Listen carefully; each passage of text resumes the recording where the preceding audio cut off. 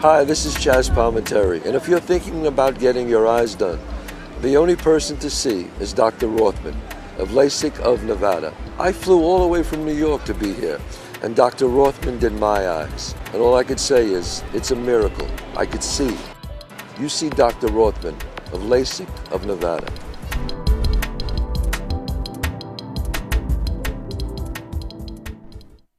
Living in Las Vegas starts now.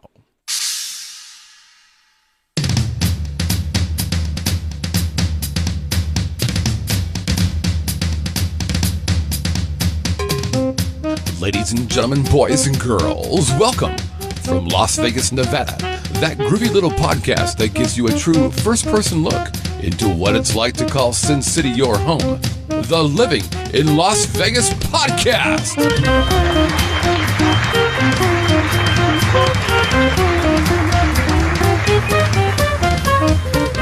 And now your host, a man who clearly needs some kind of introduction, otherwise you wouldn't know who he was, Mr. Scott Whitney.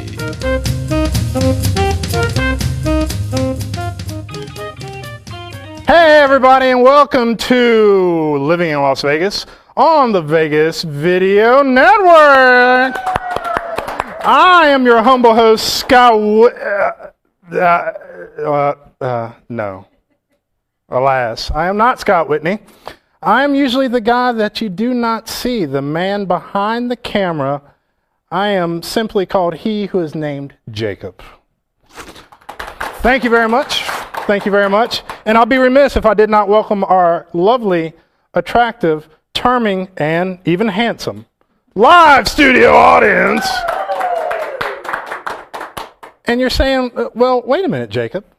You're up here and you're not back there. That means someone incredible, someone awesome must be back behind the scenes making everything work. Stuff switching, there's lights on, there's cameras at every. What's going on? How are you doing? Hey, Jacob, it's me, It Sam. would be the one, the only, slamming Sam Seegers on the TriCaster. So you're saying, well, Jacob, yes, you are handsome. Why, thank you. But you're not Scott Whitney. Well, yes, I know. We all can't be perfect. And you're not Melissa either, and we can't be all that sexy. Well, what are you doing on the stage? Well, I'm just sitting in for a little bit. Scott and Melissa, out of town, handling a little bit of business. I'm just going to sit in for a little bit and run through a couple of quick things. What we're going to talk about, Jacob, great question. Let me answer that for you. We're going to be talking about how we do it here in our little Vegas Video Network family. How do we celebrate Cinco de Mayo? Live studio audience knows. And let me tell you, the answer is not all good. And we're going to be talking about who might be driving you home soon. Who? It's not the cars. They're not going to be driving you home. But maybe somebody else might be driving your car. Oh. And we're also going to be talking about a couple other things, a big moon and everything else. But first, before we get into Cinco de Mayo, I just want to touch on one thing really, really quick. I want to talk on what the Ivies call front loading, and that's Cuatro de Mayo, the 4th of May. Well, what happened on the 4th of May? Is that Mexican? No, not Mexican Independence Day at all. Sally and I, as you know, like to get out a little bit and hang around and party and whatnot. We did a little front loading, took advice from the Ivies. We actually went down to the Silverton for Cuatro de Mayo at the Mi Casa restaurant. Some of the members of the live studio audience know exactly where this is at. And they had, for Cuatro de Mayo, they had $2 tequila shots. Oh, yeah. $1 Negro Modelo and $1 Modelo. And on top of that, they also had a special that was $5 for 3 tacos and 2 Coronas. I almost felt like I was in Mexico with the exchange rate. I was like, $5, sign me up. I'll take 2. Here we go. So that was Cuatro de Mayo. And we're going to take a quick station ID. And when we come back, we're going to give you the rundown of the Cinco de Mayo and how we celebrate it on Vegas Video Network style. You're watching Living in Las Vegas on the Vegas Video Network. I'm Jacob Cannon. We'll be right back. You know, one of the things I like best about the Vegas Video Network are the people. There are no divas here. Everyone is exactly the same off camera as they are on. Hey guys, what's cocktail of the week this week? You know what? I'll let you know what it is when it's time for you to know what it is. Why don't you get off the stage and get back in your production hole? Oh my God. You know what? And tell cheap ass Whitney to get us some decent brand liquor. This hobo off-ramp crap ain't cutting it. God, idiots. Totally.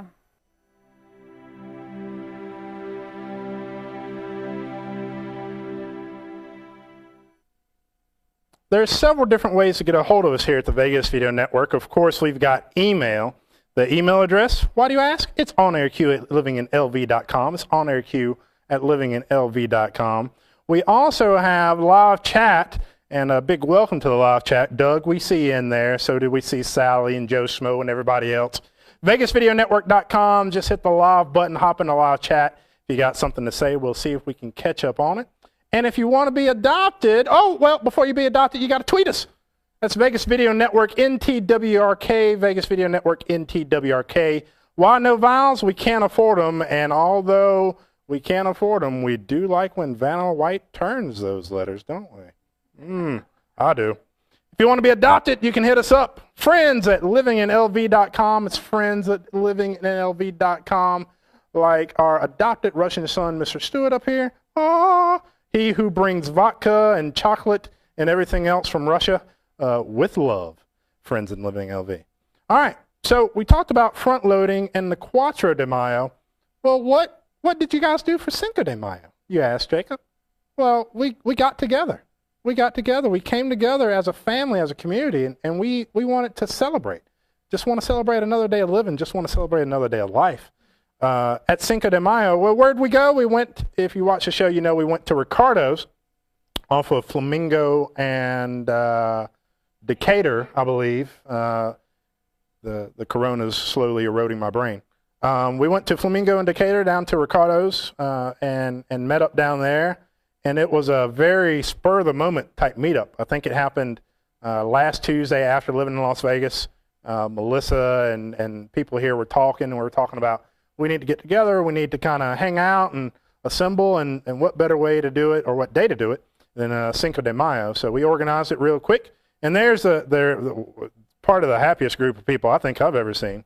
We got Monsignor Scott Whitney over there on the left, Pimpin' Wayne on the right, his lovely wife Hannah. Across the table we've got Mr. Mark Kingsbury, Vegas Video Network supporter. Beside Mark Kingsbury, we have the lovely Naughty Jelly Sweet Miss Melissa Whitney. Across the table, people you may not know. I'll tell a quick story. That gentleman right there, Wade Roberts, helped build the Vegas Video Network along with Rip Ripito. Next to him is his lovely wife. Coming back across the table, we have Miss Tamala. Coming back across the table, we've got Mr. Bob Scott online. Hello, Bob Scott. We know you're going to watch the show. And beside Mr. Bob Scott, we have David and Alicia Ivy, host of Pub Crawl. Coming back, we got Mr. Brad back there in the corner. And in the very, very, very back, where the true players are at, we've got Slammin' Sam Seegers and Mr. Jacob Cannon. So that's what we did for a big bad Cinco de Mayo. We went down and had some adult beverages, some tequila, some cocktails, some food and some drink, and we sat around and we enjoyed each other's company, and we talked about future things to come. So that's what we did for a Cinco de Mayo. Sam, do we have the picture of some of the gentlemen there at Cinco de Mayo as well? Can we pop that up there? And we just weren't the only ones there. I mean, Cinco de Mayo, you got a ton of people out celebrating their Mexican pride and heritage and everything else. And one thing that it's a little mystifying about Cinco de Mayo, you may think it means Mexican Independence Day. Wrong. It is not. It's actually a Mexican pride or a Mexican Heritage Day. Mexican Independence Day is actually celebrated September 16th. So it wasn't Cinco de Mayo for independence. It's just Cinco de Mayo for pride. And we are proud to be a part of Vegas Video Network and our growing, expanding family. Now, we're going to take a short break, and when we come back, we're going to talk about something else that happened on Cinco de Mayo, a little bit of a rare occurrence. And no, I'm not talking about me having an adult beverage, although I heard that went on after the Ricardo thing. We're going to talk about something else that happened on Cinco de Mayo. You're watching and living in Las Vegas on the Vegas Video Network. We'll be right back. Traditional media believes that after about 3 minutes, you'll tune out. Most Vegas media companies think if it doesn't jiggle, you won't tune in. At the Vegas Video Network, we think both are wrong. The Vegas Video Network is the first and only live online broadcast network that specializes in insider news and expert views about Vegas. We combine great storytelling with the ability to watch when and where you want on your computer, mobile device, or television. Discover the real Las Vegas. Visit VegasVideoNetwork.com.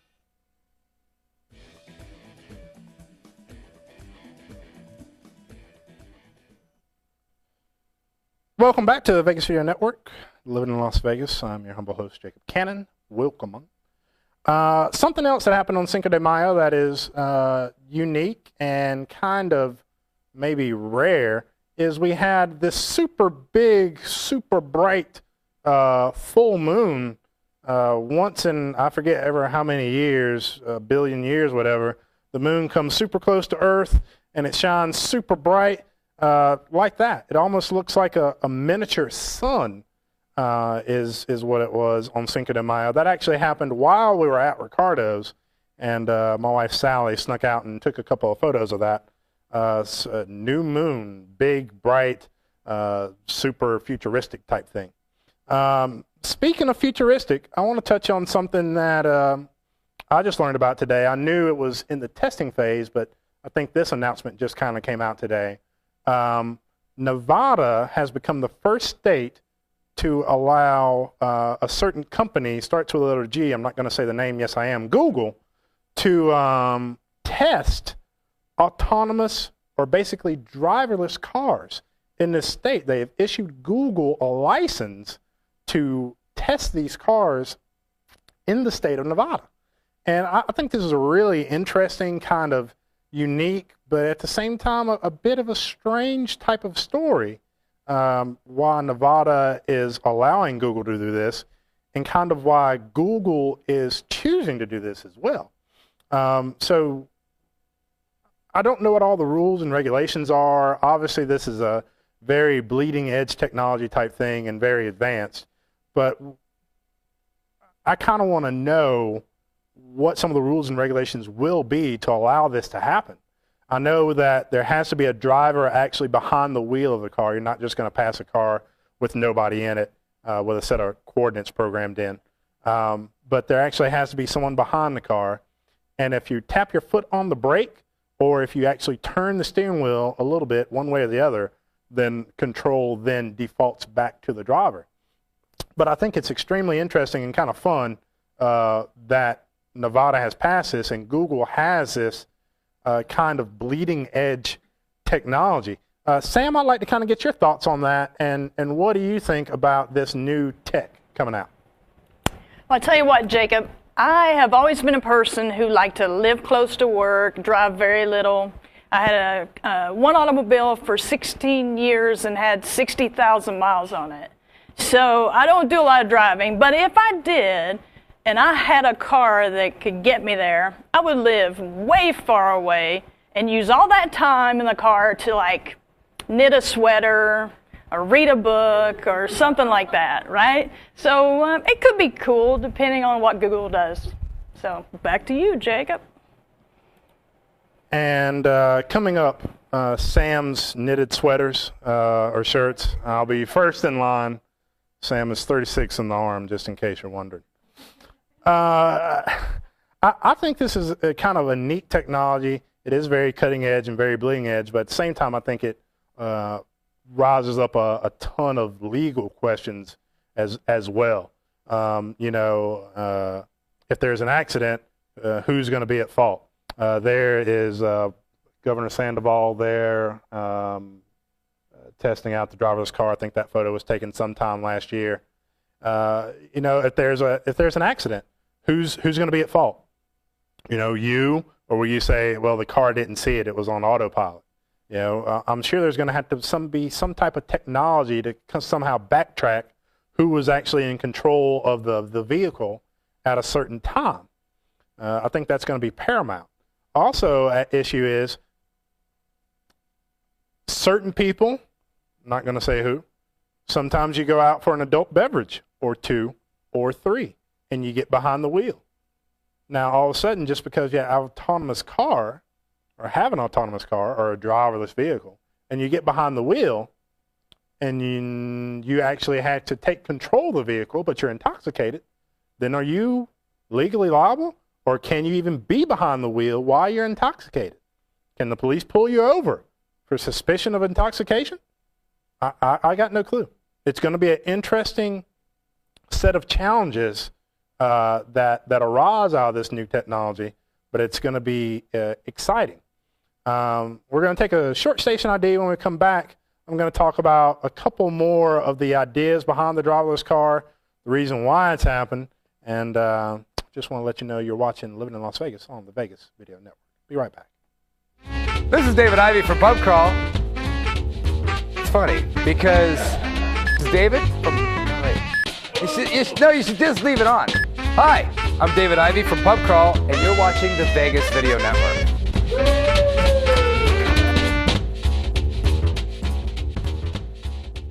And scene. And scene, Mr. Ivey. Live studio audience actually just mentioned they're already out there that he saw one last week. Is that right? On the Strip last week. So obviously the technology is extremely advanced. You can drive the Las Vegas Strip. You can obviously navigate your red lights, green lights, your stop signs, your yields, and everything else. But it's going to be really interesting to see how this technology plays out and the laws and the litigation we're going to have surrounding this technology. But I also think it's kind of cool that Google chose Nevada, or Nevada petitioned Google, or however it worked, that we are on this cutting edge. People talk about a new industry in Nevada and casinos have to go and we have to find something new. Well, this could be some of the new technology that Nevada could be a hotbed or a test bed for. So I, for one, welcome it. I was reading through and I got a couple of stats here. I'm just going to have to read these. I apologize. Don't have memorized. But 52 minutes per day is an average daily commute. This new technology will help eliminate or reduce the amount of traffic jams, provided the more autonomous or driverless vehicles that you have out on the road. And then driving accidents are the #1 cause of death in young people. And living in this connected world that we live in, Facebook, Twitter, YouTube, XYZ, ABC, all coming at you at blazing light speed, sometimes it's difficult not to be distracted by all the things surrounding us and all of the technology that we have at our beck and call. It's sometimes difficult not to be distracted. So this new technology could help maybe save lives. An average of about 4 billion hours commuting across the entire United States. 4 billion with a B hours of commuting. I mean, that's a lot of driving. And I think this new technology may help us increase what I think some people don't want to see increase, and that's urban sprawl. We have a development here in Las Vegas out in the Northwest that never was really developed. Coyote Springs, I think it was called, right? Up in the very far Northwest, Coyote Springs, something up in the north. I think it was Coyote Springs. In the very, very far Northwest, and a bunch of people, it never really got off the ground. A bunch of people said, oh, I'll never live that far. It's a 45, 50-minute drive to get down to the Strip or whatever. Well, now if you have basically a chauffeured ride to get back and forth, would you consider living out there?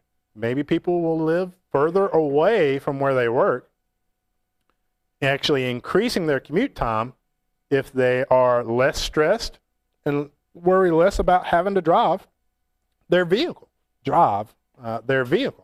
And there is a recent study that said that your work commute increases your stress load and it's bad for your health. I think we got a shot of that. there. Longer commutes could be bad for your health.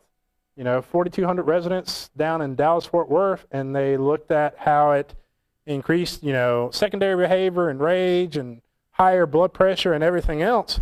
And living in Las Vegas, I can tell you that I might be more comfortable with a driverless car or someone not in control of their car, because certain people here can be extremely aggressive when they drive.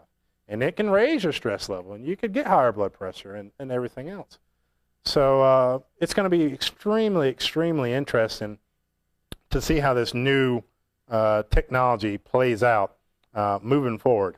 I want to talk about one more quick thing. I know we're running a little short on time, but I want to talk about one more quick thing. And just excuse me here for 1 second. I'm just going to reach over and grab this.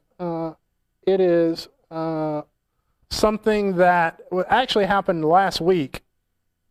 Was Goodbye Sahara, Hello SLS Las Vegas. That is talking about how SLS Properties is now going to be remaking the Sahara. Basically, they've got around $300 million, I believe was the number, to basically turn the Sahara inside out, upside down, and renovate it and make it a extremely nice hotel on the inside. The Sahara is one of the icons, I think I would say, of the Las Vegas Strip, especially of the northern end of the Strip, besides the Stratosphere. Sahara. I don't know exactly how long it's been around, 50s, I think, maybe, ish, maybe the 50s or so. Sahara's been around, and it closed its doors, I believe it was last year. And they had a big, huge auction. We actually have a couple things in the studio from that auction, where they auctioned off pretty much everything. Lamps, couches, tables, chairs, beds, you name it. I think they tried to auction it off to help offset some of the cost. And now SLS says they've got $300 million. They're going to renovate, rejuvenate, and inject some much-needed cash, some action, and create some more jobs here in Las Vegas, which is really what we all need. And that's going to wrap it up for this extremely short edition for Living in Las Vegas. Again, if you want to send us a quick email for a future show, it's onairq@livinginlv.com. onairq@livinginlv.com. If you want to send us a tweet, you can do it at Vegas Video Network NTWRKs, Vegas Video Network NTWRK. No vowels, we can't afford them, but we do like when Vat on White turns them, sure enough. And if you want to be adopted, you can email us, friends@livinginlv.com. It's friends@livinginlv.com. Send your photo up here with Mr. Stewart, who brings vodka, chocolate, and all things yummy from Russia with love. And then you missed the show. So what?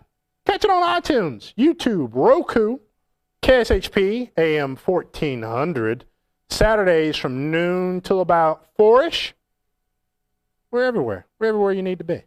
Now, I'll be remiss if I did not thank one more time the amazing live studio audience. If I did not thank she who is slamming Sam Seegers on the TriCaster. And, of course, the live chat. Live chat. And if you bring me up to camera one, Miss Sam, we're going to slide out of this Living in Las Vegas. We'd like to thank you for tuning in.